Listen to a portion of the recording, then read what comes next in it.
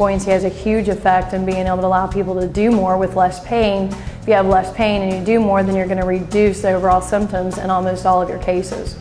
One of the first things I see change is people's, again, willingness to move as soon as you start working with them. Instead of doing passive modalities the first week and then gradually introducing them to exercise, you start exercise day one. The pool offers you the ability to heat somebody up, help improve blood flow and the neurotrophin flow in the nerves, just like ultrasound would, but without having to do the passive modalities while you're also exercising.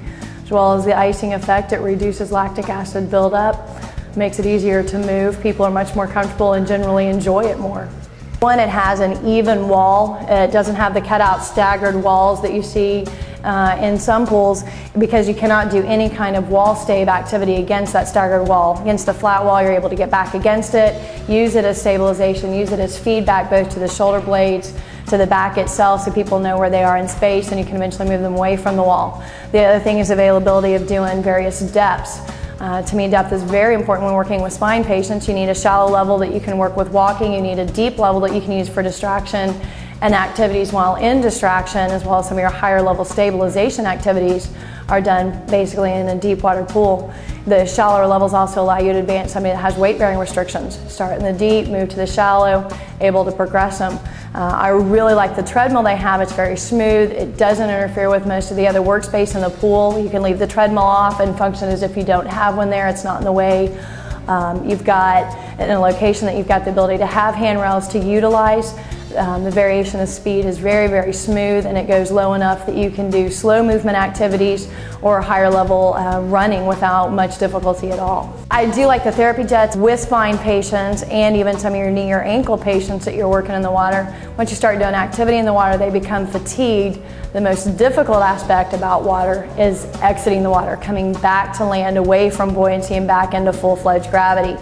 Through the jets and the turbulence of the water moving around them provides some pain modulation, helps with relaxation. Also in a seated position, you have reloading of the spine itself, which makes it much more easy to come out of the water. If they're a little more rested, spine's a little more accustomed to the idea of getting weight back through it, makes coming out of the water 3 to 4 patients in the pool at the same time with little to no difficulty. You can have somebody on the treadmill, have somebody on the seated step, working range of motion, have somebody against the wall or working free exercise while also working in a deep well situation. As a side note, that's where people get in trouble. They think, well, I only need a one-person pool because I can only bill Medicare for one-on-one. I can have 2 patients here, one be on the treadmill and one be doing basic range of motion on. I'm charging for the time I'm instructing in the other patient. If I instruct patient A for 5 minutes and working with them, and then I instruct patient B for 5 minutes and working with them, still the amount of I can have them both in there at the same time, and I'm charging for the time I'm working with them. Mistake people are making is saying I can only have one Medicare patient in there. So they say, okay, for 1 hour I'm seeing one Medicare patient, even though there may only be 35 minutes of billable time because they're either yakking or you're not able to get them moving, and it doesn't match up. The other aspect of working with multiple patients in the pool that is critical is those clinics that have capitation or visit rate fee schedules in effect. If you have a lot of those patients and you're trying to spend one-on-one with them, you're going to be losing money. If you have some of those patients and you're making more effective use of your time and lessening the likelihood that you're having huge write-offs based on what insurance fee schedules are going to.